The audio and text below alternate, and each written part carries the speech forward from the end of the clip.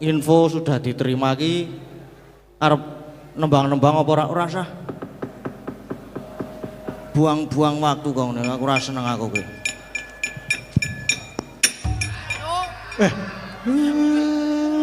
Bocah dolanan orang ngerti wayah.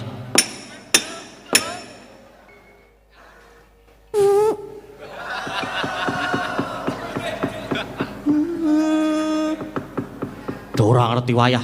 Wis itu dolanan ki. Apa? Kok aku metu ora nganggo rap. Pengen ta kowe, Pak? Iya.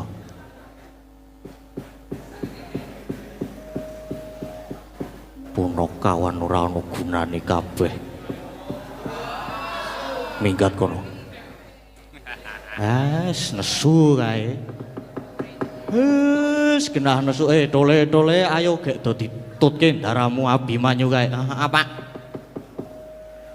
Tunjung Bang Trate. Ayo le, ayo. Yo moko Pak.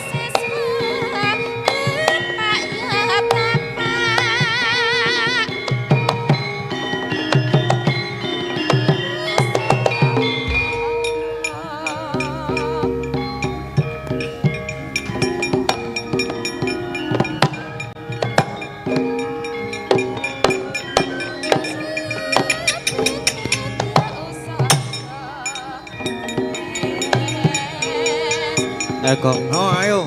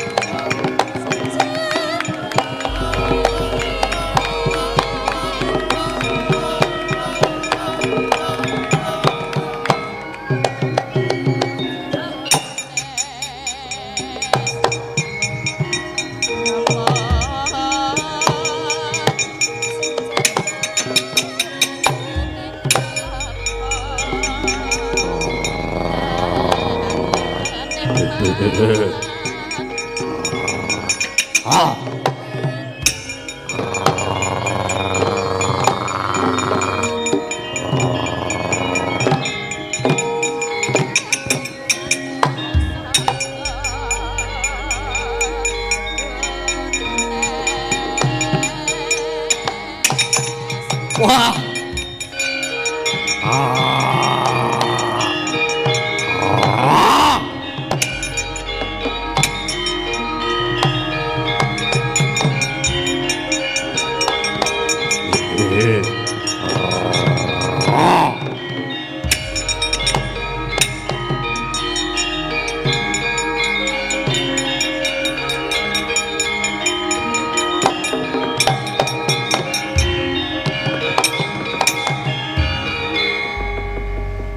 Angler bawaning kang sinong mati gawe gelar nararya mbek susutira pamok sang mangrempak Suranggangkara kita mangsa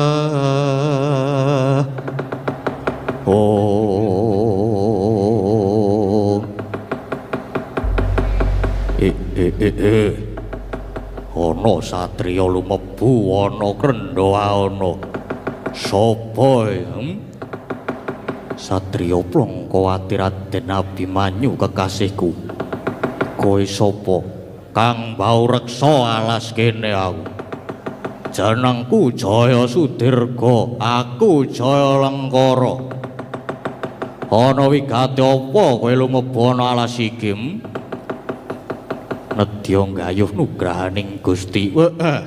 Luwih becik kowe baliya. Alas iki dadi panguwasaku. Oleh mbacut ora oleh bakal tak ruda paripeksa. Wah, lakon tak gegulung rimah-rimahe.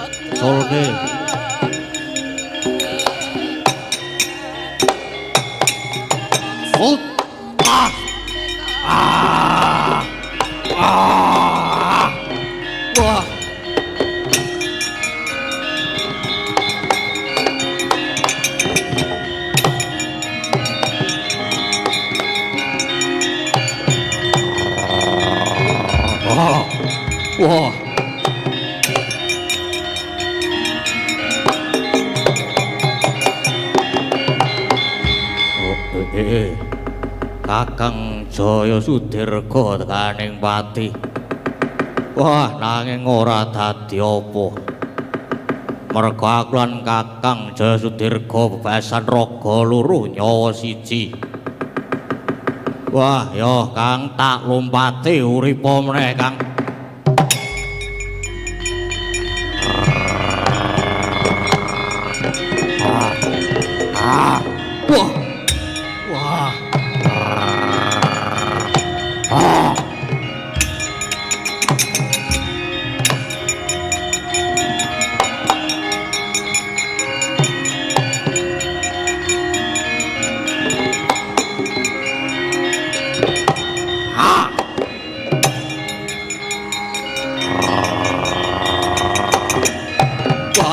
Ah. Ah. Ah. Ah. Ah. Wah.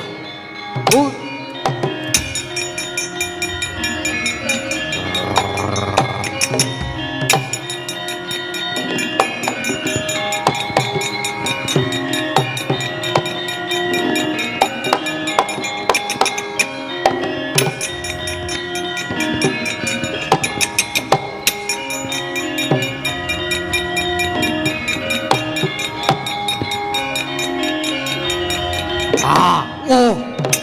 Oh. Ah. Wah. Oh. Ah.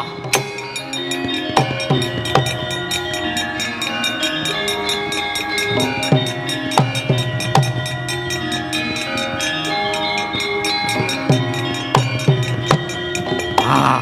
Wah, muduna, mudun. Wah. Ah. Wah. Ya, colke. Colke. Ah. Wah. Ah. Waduh.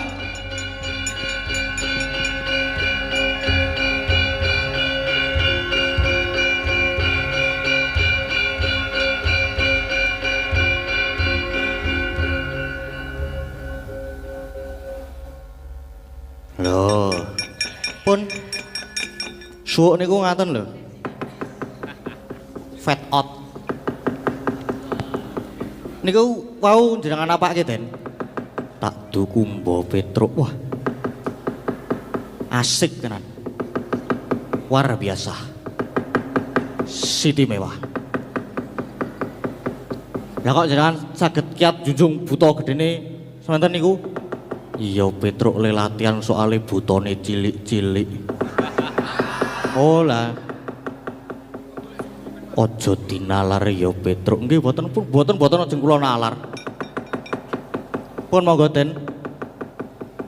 Nglajengaken lampah riyen ya Petruk. Ayo derekno aku nggih ndika ngestaken dawuh.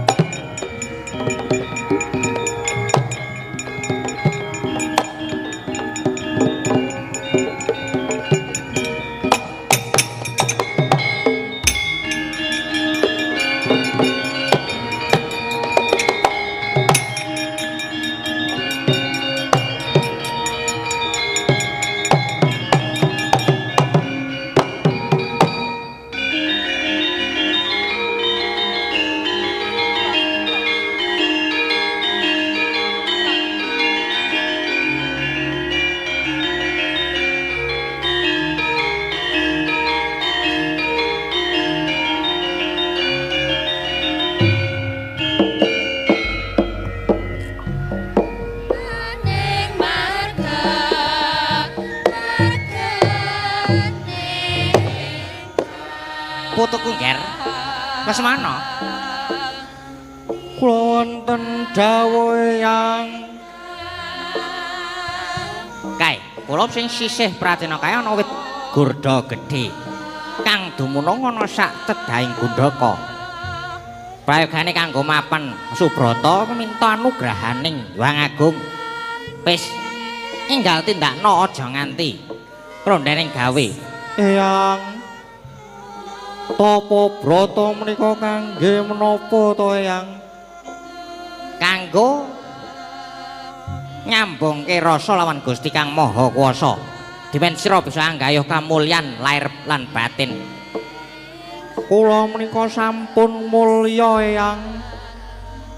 Kula menika anak ratu, anake wong sugih. Boten sapriyatin nggo mantuk mawon kula pun luwe Yang. Oh, lak gondhong blekudung Nger Lesmana. Kowe iki calon ratu ya Nger. Ratu kuwi kudu mumpuni ing saliring reh. Ora mung hidup madang wae. Kudu gelem prihatin lan prihatin. Mara gage wiwitana anggonmu semedi ya, Ngger. Lah nek kula menika hidup ngombe kok, Mbah. Mboten madang ra masalah penting iso tuku ombe. Kowe iki ya meng padha wae. Wah, mara gage wiwitana anggonmu semedi ya, Ngger. Iya, Ngger. Wis aja sumelang. Pone yang kelawan paman-pamanira Kurawa Nurada saka sak pembalang lawan jeneng sira, Ngger. Nggih, Eyang matur sembah nuwun.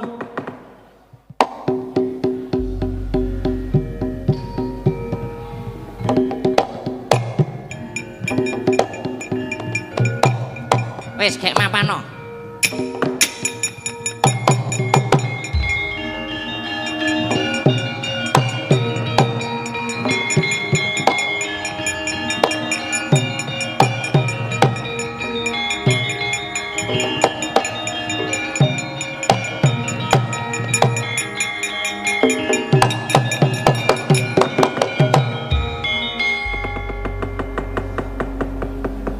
Meraina semubang Iwang Haruna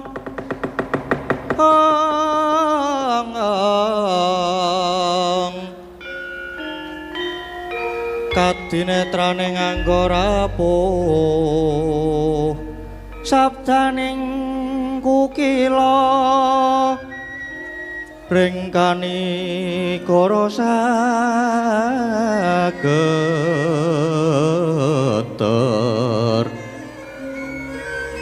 kene tuaning kong ler wuwu sing pini panca ong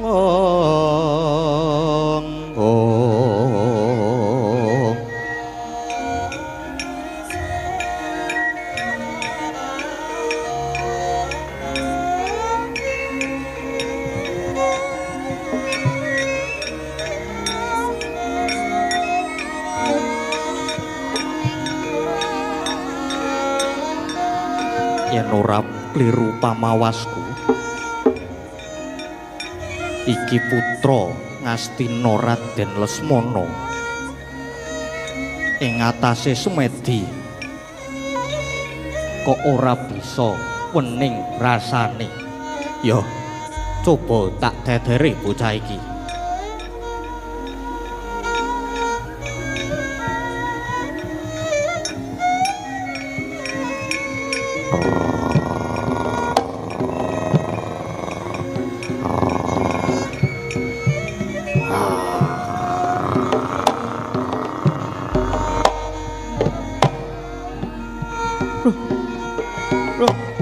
Eyang.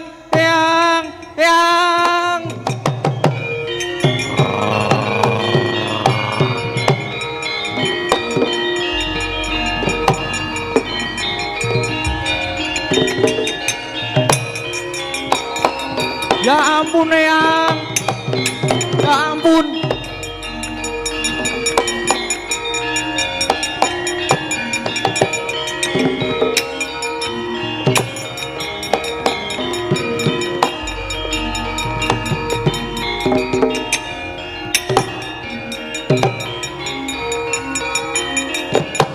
Eyang.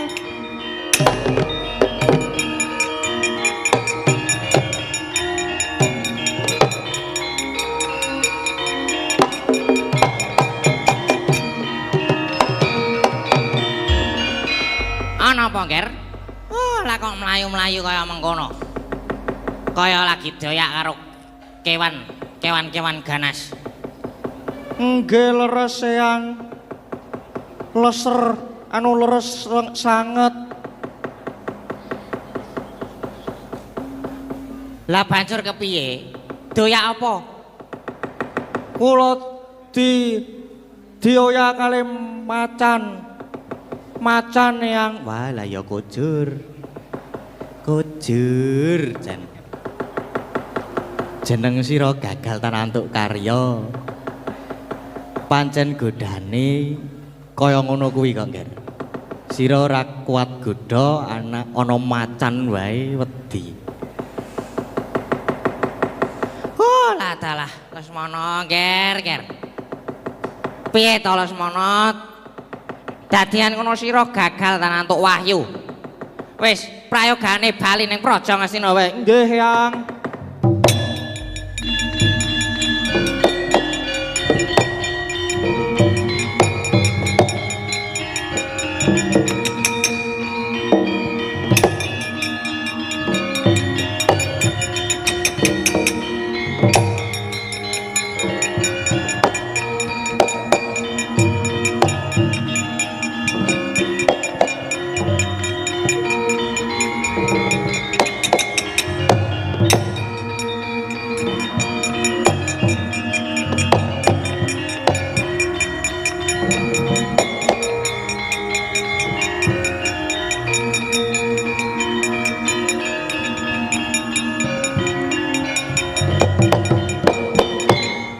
Raden Samba putra Ratu Ndorowati.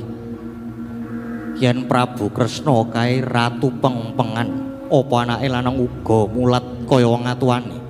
Yo, tak cobane Raden Samba.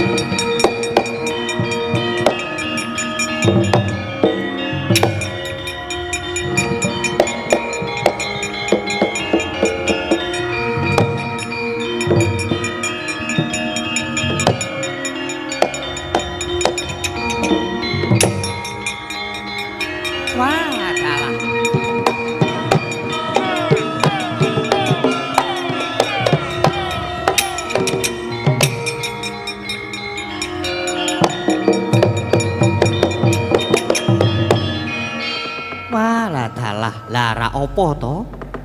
Ora lidok ujare wong adaplok. Bola bali iki yen tekan mesti bisa ketekan Kang Ginayo. Tuladane iki kaya aku Raden Samba. Walah dalah. Dasar anak ratu kondang yen satriya limpat ing sembarang reh.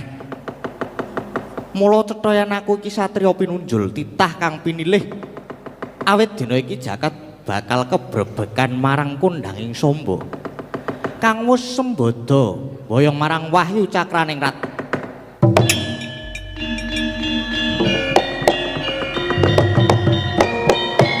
Wauta. Bathara Wulandharma pengawaking wahyu cakraning rat ingkang manunggaling Raden Samba. Duwi mulat sang bagus datan kiat meperho nafsu. Mila wahyu oncat saking hanggane Raden Samba, mangkono temah nglumpruk Raden Samba kaya linolosan otot bebayune. Loh. Wah.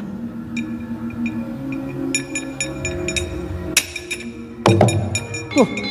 Wah, mati aku.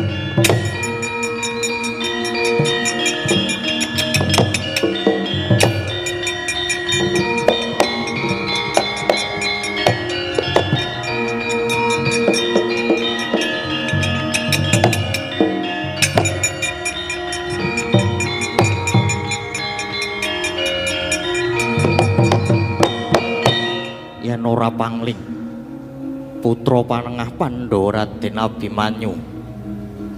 Yo mara coba tak jajali, tak godhane Raden Abimanyu.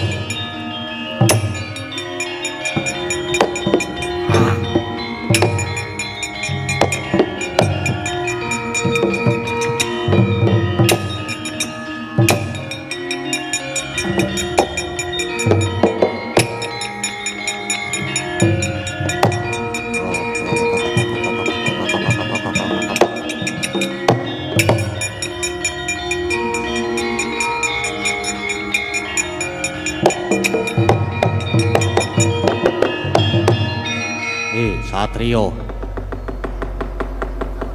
kaya gini kowe ora gelem raoso karo aku. Mengkoton dhisik kisana. Ngalahke wong liya kuwi luwih gampang tinimbang ngalahke nepsune dhewe. Sediane mung bakal nggayuh wahyu kamulan ora nedya gawe pepati. Apa yen wis oleh wahyu kowe bakal golek kondang. Wah, lah dalah cetha kowe kepengin sugih lan kepengin mulya. Kathi sugih bondo kowe bisa tumindak sak karepmu dhewe.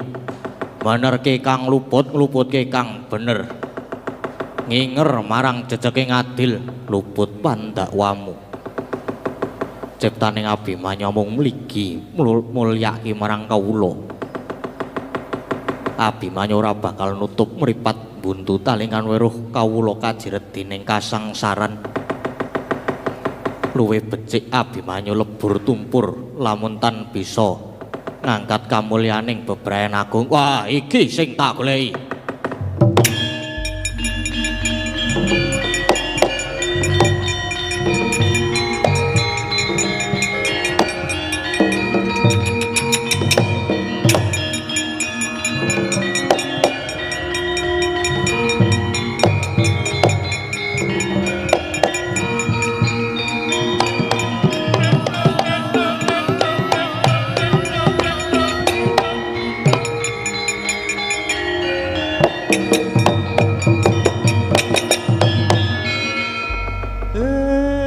Mangayu Bagyandara dene Ndara Abimanyu sampun kasembadan gayuh wahyu cakraning ret.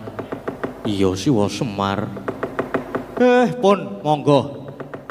Mboten sasuwen teng mriki, nggo wangsul teng negari Ngamarta. Iya Siwa Semar ayu.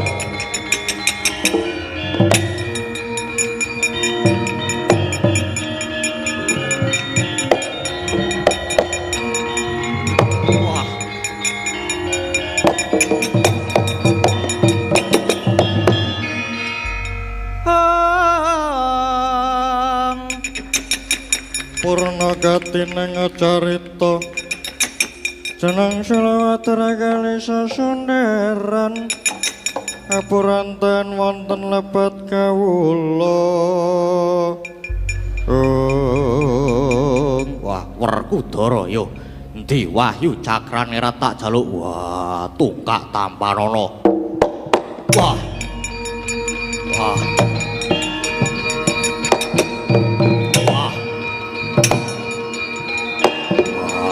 Bali.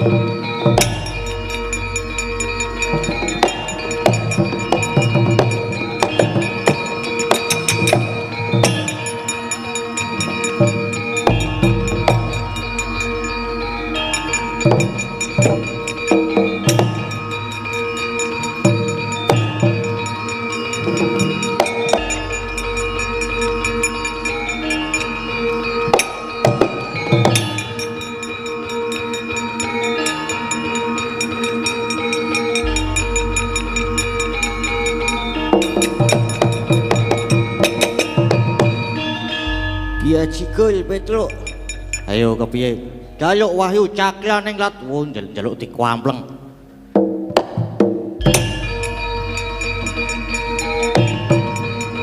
Aduh. Aduh. Aduh. Aduh.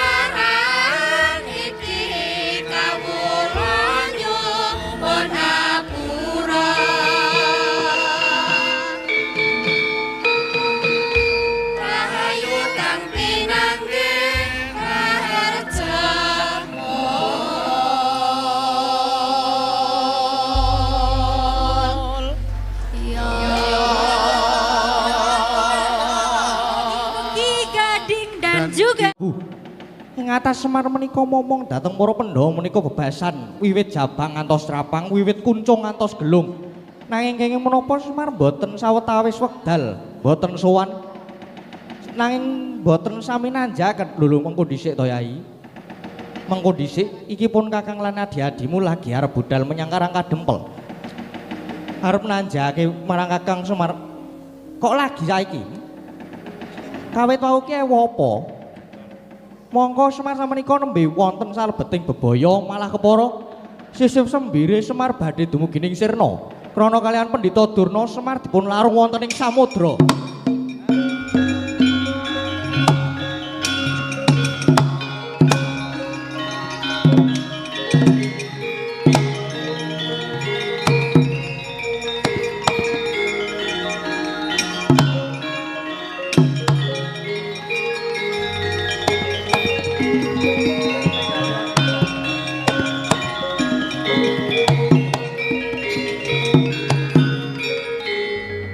Prabu Dimas Werkudara saha Dimas Arjuna sami kesah sajaipun badhe ngupadi dhateng Kakang Semar. Nanging kok Koko Prabu menika malah namung kendel kemawon. Yo, merga pun Kakang iki saktine gumun marang Yai Karna. Gumun kados pundi? Sing wis-wis Yai Ngawangga kuwi tansah bebarengan kelawan Paman Durna lan Paman Sengkuni nggone ngudi golek ringking Pandhawa. Gedene ngajab sirnaning para Pandhawa kok iki si Adi malah katone mbelani Semar lan para Pandhawa. Mongko Yai Karna kuwi senopatine Yai Duryudana ing Astina. Ngene iki mau Yai Karna mele-melehake marang Kresna, Koko Prabu. Inggih, leres. Kula menika senopatine pun Ngastina nanging nadyan kados pundi Karna menika jejering satriya kados dados kedah saged milah-milahaken. Pramila babakan ngrena pejaipun para Pandhawa kalebet ngajab senanipun Kakang Semar kok mawi nganggo cara culika utawi licik Karna boten sarujuk. Lah yen pancen badhe mejahi Pandhawa inggih kedah mawi cara satriya ingkang merwira nyoh dada ndidada. Menika dados kan tetep ngugemi dhateng jiwaning kasatriyan. Oh, adiku Di, nganti semono nggonmu ngugemi marang jiwa kasatriyan ya wis ayo ditungkong nggone padha ngupadi Semar. Go Prabu.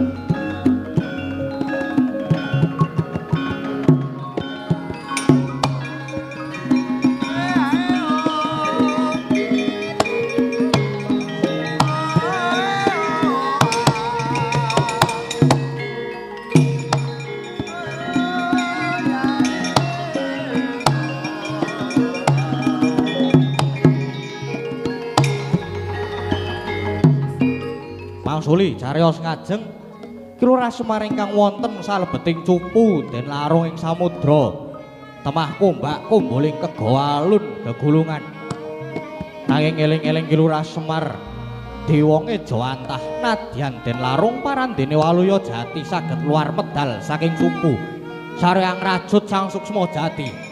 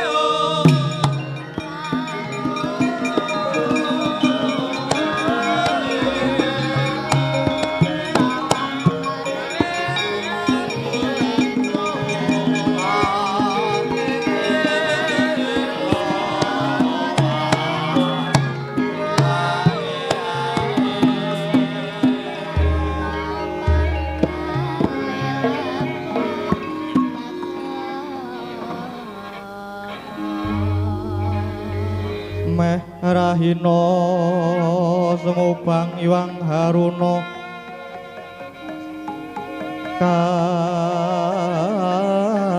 katinetraning anggarapuh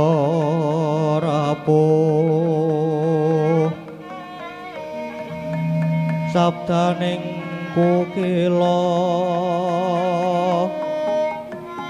rengganigara sageter Raga Jati apa to sebabe dene Raga Jati ngracut marang Sukma Jati Sukma Jati aku mung bakal takon marang Sukma Jati dan sekirane wis ora kerasan manggon ning awakku wis ora kerasan bareng karo aku mbok ya wis aku tak mati ana telenging segara iki wae Raga Jati nadyan taun ana windana nganti tekaning abad aku ya Iwang Isma tetep kudu ngomong marang Raga Jati iya kena ngopo Semar ki mung kepengin netepi jejiban dadi pamong agung lah kok dadi cobane abot kaya mangkene mula sampean banjur tak rajut mung bakal tak tanting apa sekirane Sukma Jati sih betah momong marang Raga Jati Meraina semubang iwang haruna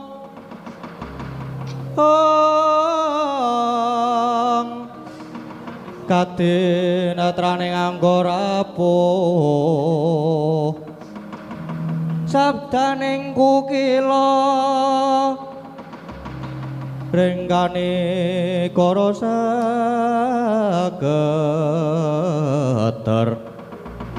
kini tunganing kong leru sing bini panca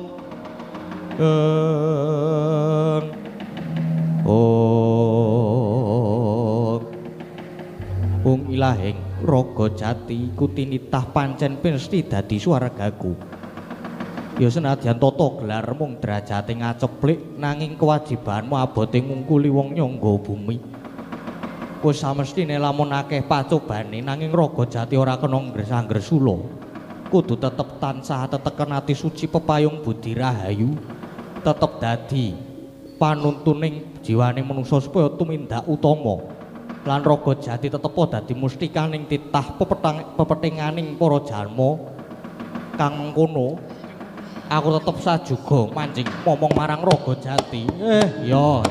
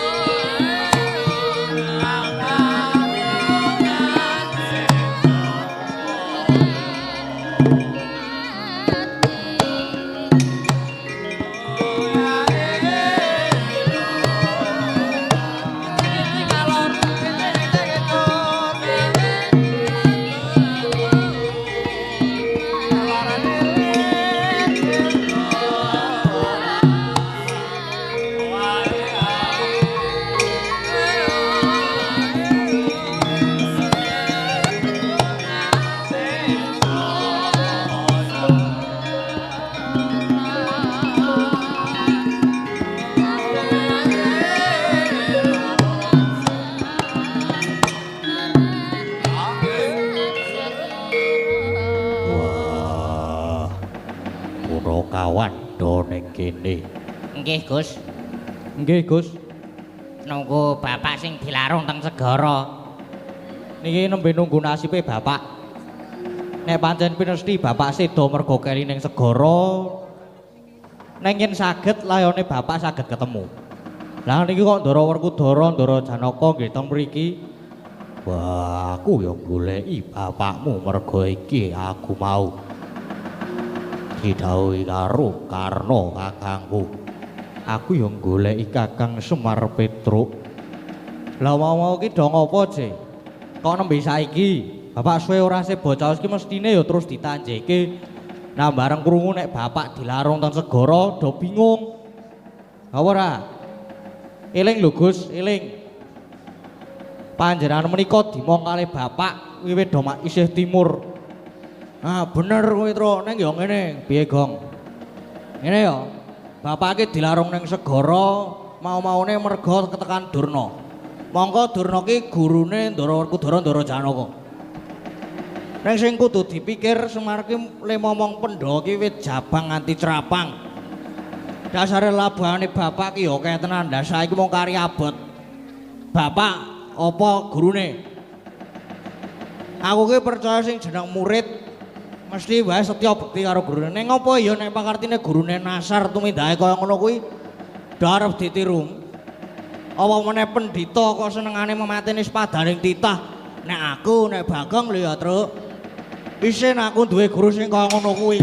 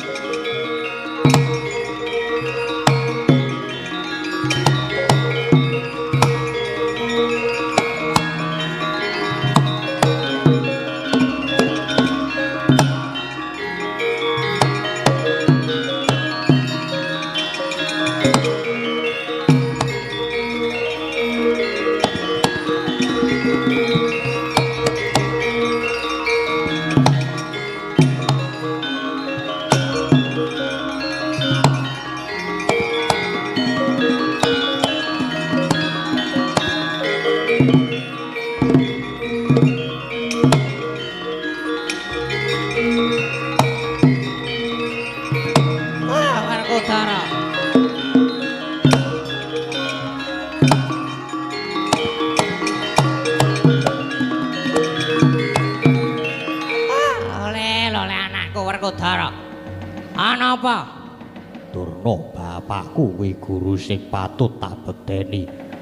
Tak pepundi nanging kena ngapa? Wah, kowe mentala merjaya karo Semar. Tegel wae. Ora tegel sebab apa? Semar ki mung derajate ngaceplik.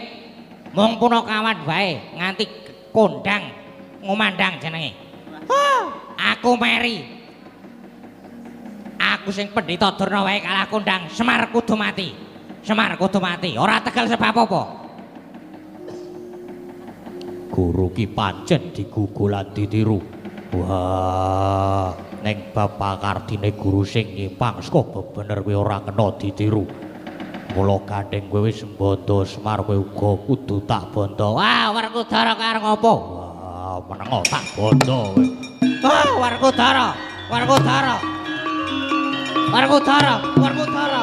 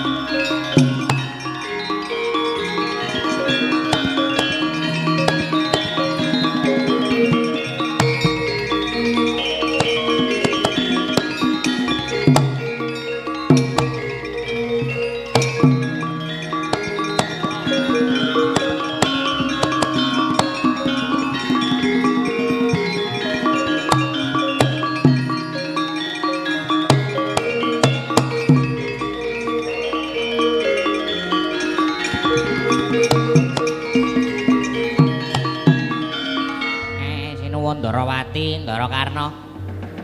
Dhat tindak pinggir kali niku ajeng sami penging napa pripun? Prabu Kresna kok pengin iki ya ora mungkin to ya, Reng. Wis pripun sinuwun? Kersane pripun?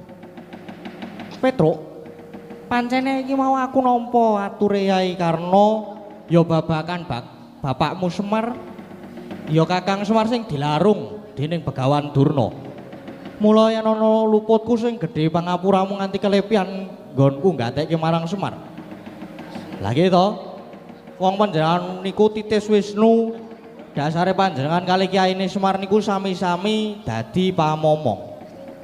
Ning Semar nandang Cintraka panjenengan sing jare Titis Wisnu kok nganti mboten tanggape gati. Lah malah Ndarakarna niki wau sing Titis nyatane panjenengan diemutke kali Ndarakarna, Petruk. Ya senadyan Kresna ki Titis Wisnu nanging kepiye wae Kresna isih kesandangan badan wadak. Tegese ora bakal bisa wal saka ina lali salah lan apes nganti peteng jagatku Petruk. Nggih. Saniki kula tak tanglet. Bapak saniki nasibe pripun? Tesih sugeng napa mboten wis to? Bapakmu ki persasat dewa pengawak menungso. Anak-anakku aku isih urip dole.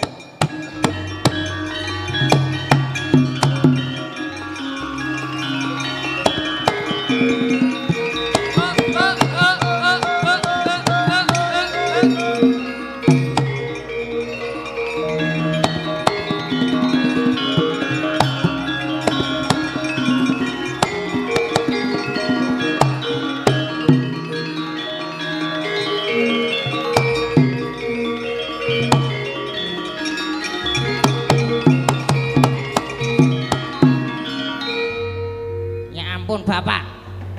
Wah, bapak isih urip. Iya, aku isih urip dole. Wah. Syukur bapak tesih waluya. Ora sida mati to, Pak? Wah, semik. Syukur seketi jumurung dene Kakang Semar isih waluya. Kakang Semar. Syukur pinanggih rahayu.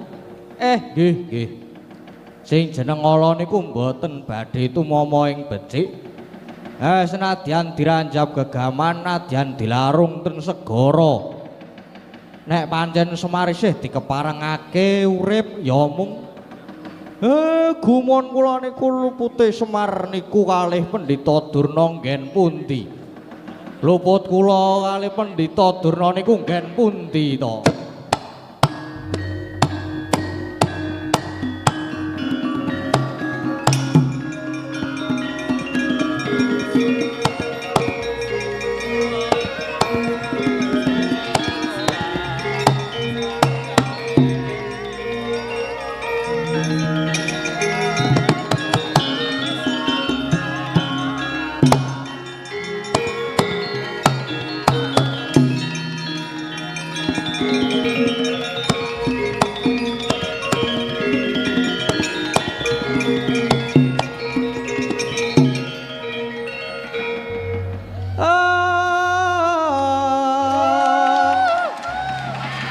Purana katining carita jeneng sela adar kali sasonderan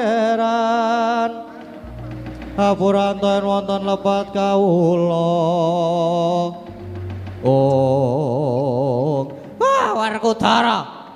Werkudara aku ki gurumu kaya tak bandha ki kepiye? Wah wis ben. Kowe mau bondo Semar saiki genti kowe sing tak bondo. Wah, iki wis mandi tenan. Omongane Bagong mau jan mandi tenan. Iki kepiye iki? Durung arep dikapake. Dilarung wae. Aja. Aku ora iso ngae aja dilarung. Aja dilarung ya Bagong, aja dilarung. Wah, Semar Durna wis tak bondo. Mangsa borong lehmu murba penemban Durna. Jane luputku niki napa to? Aku ora rumangsa bibiti ala kalih sampeyan. Lah kok jenengan tegel nglarung kula teng segara. Kakang Semar. Aku meri karo Kakang Semar, aku kalah kondang. Kakang aku ngrumangsane luput aku njaluk ngapura. Anak Prabu Kresna angger ngawuga kula nyuwun ngapura Werkudara Janaka Punakawan. Aku njaluk ngapura, aku tak njaluk pamit tak bali ning Ngastina, bali ning Sukalima. Nggih, mboten napa-napa pun monggo mangwangsul. Ya Kakang Semar matur nuwun ya Kakang Semar.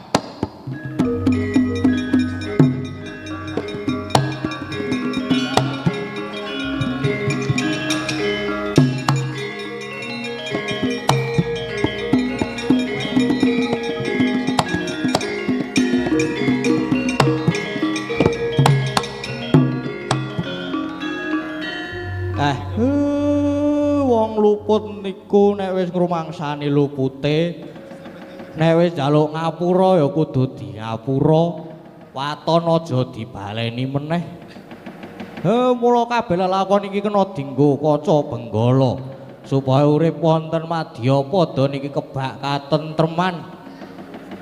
Adoh seka memungsuhan lan tansah dicaketke marang sanak kadang. Sanak roang mitra karuh kersane rumaket leda seduluran.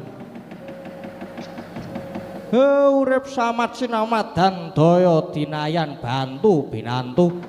Wong urip ning alam padang niki nek duwe musuh siji niku wis kakehan. Suradira jayaning rat lebur dening pangastuti rahayu ndara.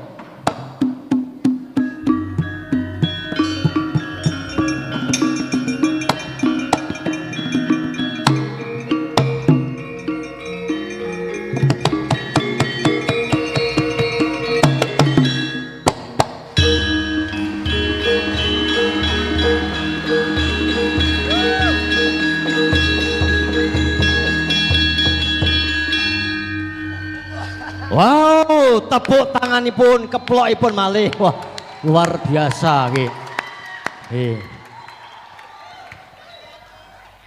Mas Gading Pawukir, lampahipun Semar Bandan.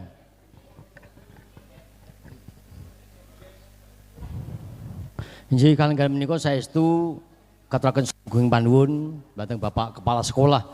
Puji saking enjang sambutan ngantos dumugi kalenggan menika mboten nyat saking palenggan namung sekedap lajeng mirsani malih ngantos dumugi kalenggan utawi wekdal menika. Ugi Bapak Parman, wah iki nyuda rasa nanggap samba sebit iki Pak Parman. Nggih. Injih hatur nuwun sak sampunipun urut ong